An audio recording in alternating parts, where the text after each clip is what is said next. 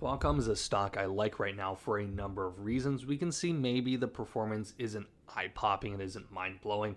Last 5 years, you're up 93%, which is roughly in line with the S&P 500, which in that same time frame is up about 90%. But your dividend is higher, about 2% better than the S&P 500. If we zoom out, it's interesting. If we go back to early 2015, we're up from about 70. So maybe not that impressive. The S&P 500 in that time frame is up 200%. I don't think you're quite there. But if we were looking in, let's say, 7 months, we're going off from 50. So it actually looks much better from that time frame. This is a company that's kind of been all over the place, but the last 5 years, the growth really has been pretty impressive. And you're also really cheap. It's tough to find tech in an important field like the semiconductor industry that has PE ratios below 20. And the forward PE also, believe it or not, is low. We're going to dive into that. We're going to be looking at, well, of course, what the company does in greater detail, but of course, earnings per share, just growth metrics, just the financial side of things. I just want to educate you guys on Qualcomm and show you kind of what I'm seeing with the stock and why I think it's pretty cheap. Of course, before investing in a company, you have to actually understand what that company does. With Qualcomm, it's kind of complicated depending on how much you understand the semiconductor industry. If you know what that is, you probably already have a pretty good idea of what they do. But if you don't, they basically make and develop a lot of the advanced chips that go into smartphones. That's primarily what they've done. They're branching out into quite a number of different areas. Automotive industry, they're trying to get into that. There's a lot of growth in the future, people project. They're doing some chips in laptops as well, so they aren't just specifically in smartphones. But like I said, historically, that's what they have done. And they've done well in it. That's how they made their money, whatever it may be. You can read all of this if you want a better understanding of some of the stuff. Yeah, they do 5G, of course, smartphones, 5G, things like that. But the issue primarily, right, and I think there's a lot of good going the way, but one of their bigger issues is they don't do a lot of the data center stuff that you see NVIDIA's making a lot of money on and other companies in that space. A lot of cloud growth, data center growth. They don't do a whole lot there. They do a little bit, but really not that much. So people don't expect them to have a home run, really good year like you see out of NVIDIA or a Broadcom, or even people might expect eventually out of an AMD, right? So, but Qualcomm still is a pretty solid company, and we're going to dive into some of the financial stuff behind that. Taking a look at the PE, the first thing that sticks out to me is just how cheap we are. 18 PE, and then forward PE is 14.7. The S&P 500 is at 30 PE-ish, right around that range, and then around 23 to 24 forward PE. So we are dramatically cheaper on both metrics. Let's look a little bit deeper. When we compare GAAP versus non-GAAP, of course, we have to release PE with GAAP. We can see non-GAAP is higher by about 1 earnings per share, from about 9 to 10. So we're actually cheaper than what the PE is indicating from this. So that is very, very good. So this is a company, when you're looking at it objectively, that is growing well and is roughly half the value of the S&P. Not quite. Let's be conservative. Let's say 66%. For $1, you're buying the S&P 500, you're buying 66%. You're paying that for this. Not 100% accurate, but that's roughly. We're getting a significant discount for a company that, like we can see, is growing well. Now, we see that steep decline in 2022. You may say, okay, that's scary. Most of you who paid attention to the semiconductor industry in 2022 and 2021, it was really, really hot. People couldn't get enough supply to fulfill demand, so profit margins were up dramatically. And even revenue was up dramatically too. It was a crazy, crazy time. AMD was hitting high, and then it all just fell apart in 2023. Every company, you can see this in the charts, in tech in general, but specifically in semiconductors industries, you can see it, every single one. ASML, you can see it in Micron, you can see it, except NVIDIA because they're an outlier, but across the semiconductor industry, you can see that. So outside of that, we can still see 21% growth from 2023 to 2024. Great year. They had a great year. And they're expecting another great year. They guided. They fell 4% after the earnings, but that's just, I don't know. When you look at the S&P 500, right, which we would love to outperform the S&P 500, but if we're looking at the S&P 500, conservatively, you would expect a 9% year over year, somewhere in that range, and then 12 for an optimistic, 9 to 12. That's kind of conservative people guide 9, optimistic people guide 12. year to year to year. And we can see we're guiding 13.7% earnings per share. We're beating the S&P 500, even the most optimistic we would expect to year over year. Obviously, that doesn't mean they're going to every year, but this year, this is a good year. They're expecting a good year. And then we can see 10.5% on revenue. That's still within that S&P 500. But like I said, we are cheaper than the S&P 500. So we don't even have to hit that metric. I mean, eventually it'll catch up if you're performing in line with the S&P 500. Of course, stocks always act erratic, things like that. But you're a tech stock. You're cheap. You're growing well. There is a lot to like here. Taking a look at the balance sheet, I always like to look at debt because it tells you kind of where the company's at. We can see they do have a substantial amount of debt for a tech company. Is it a lot for some other industries? Absolutely not. It's really not that much. And we can see it did not increase from 2022 onward when rates were higher.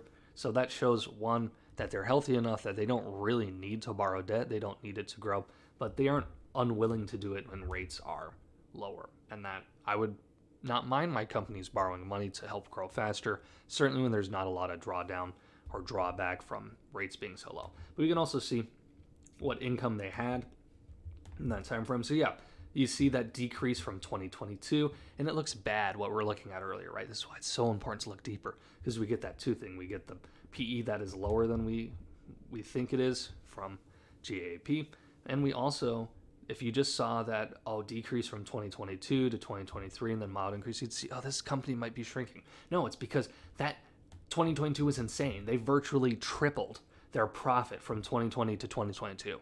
Very, very few companies ever can do that. I mean, there's some we see an NVIDIA that's done that. We see a Broadcom that's kind of doing that. We see like a Vertiv, that's another outlier, but generally you don't see that. But what I am seeing here is, if you just forget this 2022 and even 2021, we see a company that has doubled their profit over the last 5 years, which is a good metric. A little under doubled.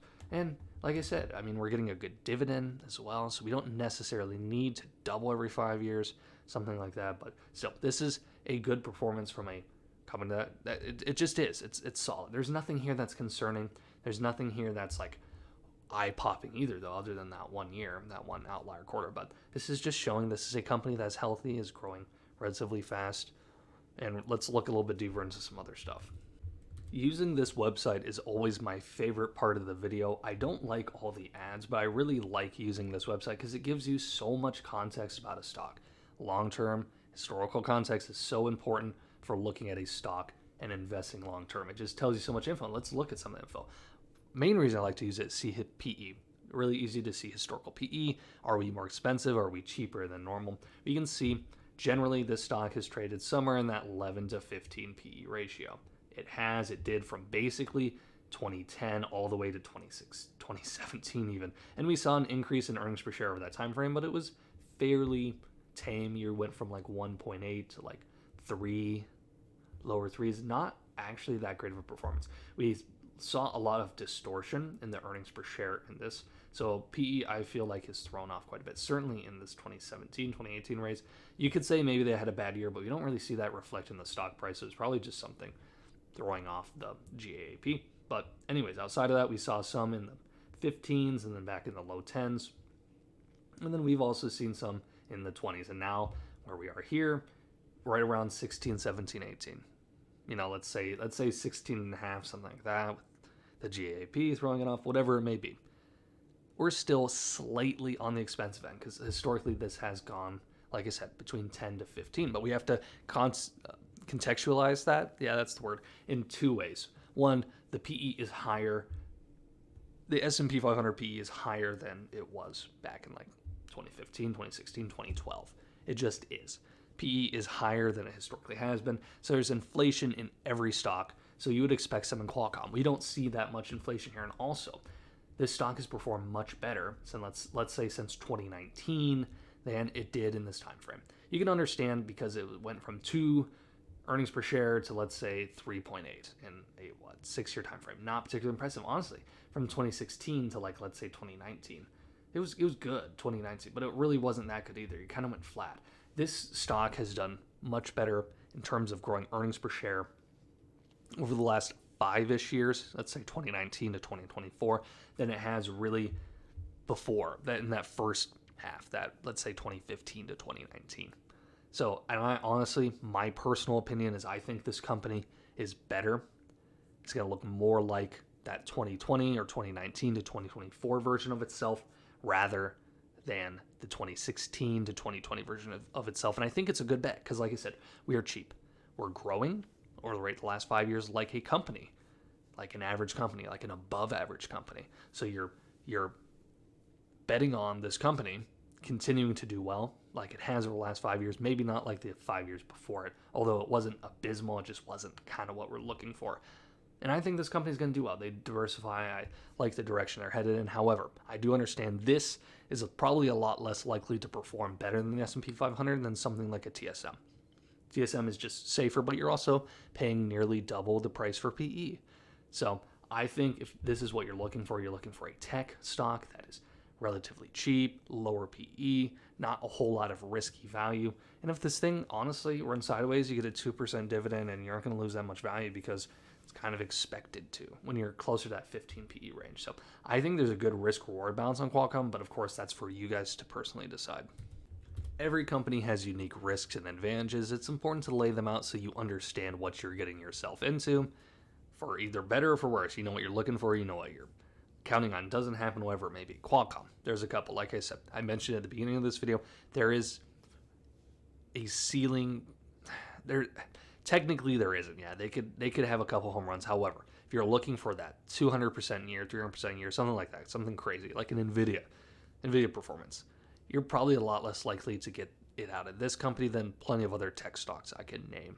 I could name you probably 10, 15, 20 that have a much higher ceiling. However, I think Qualcomm's floor is relatively high, and I think the chance that they're an above average company is also relatively high. I just think the home run scenario is a little bit lower, and people are pricing that into it. So that does make it a little bit rough. But in terms of risks, yeah, you see the cyclical semiconductor risk. You have that. You can see that most clearly in a stock like Micron. However, I think, like I said, they have a really, really high floor.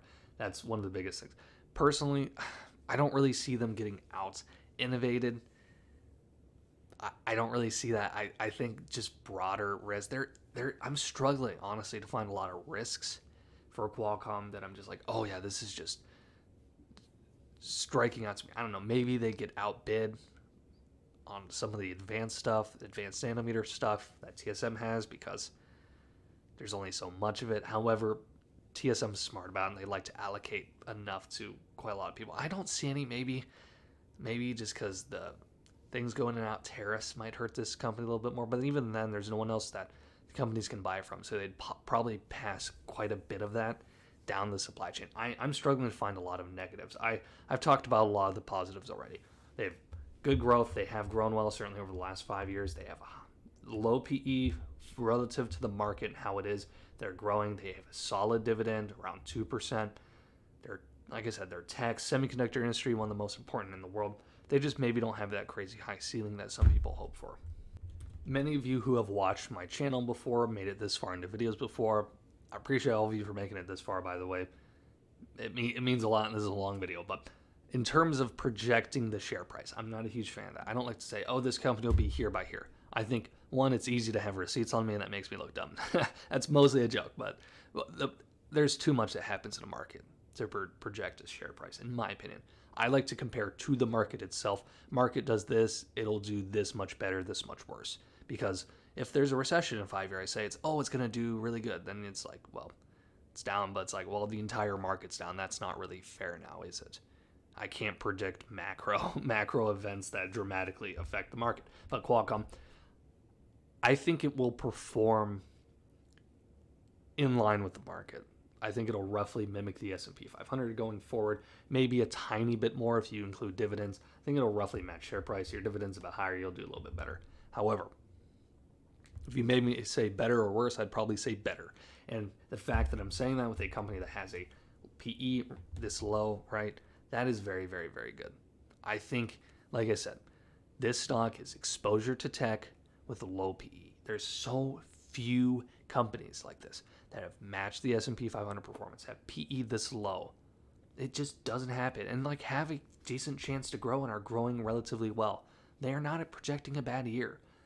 It's just tough. It's tough to find. I don't know. It's tough for me to see a lot of downside here. Of course, anything can happen to any company. You get bad leadership, bad decisions. You can really fall behind. But And you can say that with any company, virtually any company. So I think there's a really, really high floor here, and that's really why I like Qualcomm. Maybe you agree, maybe you disagree, and let me know down in the comment section below. I appreciate all of you for watching, making it this far in the video. It means a lot to me. It would also mean a lot if you liked and subscribed. I do daily stock content on this channel. I do deeper dives. I do compilations, some few stocks. Hey, I think these are cheap right now. I also just talk about the market in general. So if you enjoyed, I appreciate if you stick around, watch a video in the future. But if not, I appreciate you anyways. So I'll catch you next time.